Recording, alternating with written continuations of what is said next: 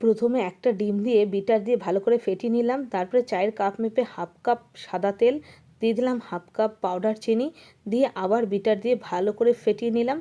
বেশ সুন্দর একটা ক্রিমি টেক্সচার চলে এসছে। তারপরে ওই কাপেরই 1 কাপ ময়দা দিয়ে দিলাম ছোটো চামচের 1 চামচ বেকিং পাউডার, হাফ চামচ বেকিং সোডা, 1 চামচ কাস্টার্ড পাউডার, 1 চামচ পাউডার দুধ দিয়ে সব কিছু ভালো করে একটা স্প্যাচুলা দিয়ে মিলিয়ে নিয়েছি।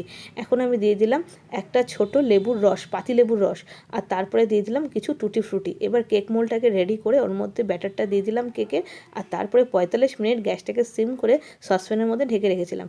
45 মিনিট পর তোমাদের খুলে দেখাচ্ছি। দেখো কেকটা কিন্তু একেবারে রেডি হয়ে গেছে।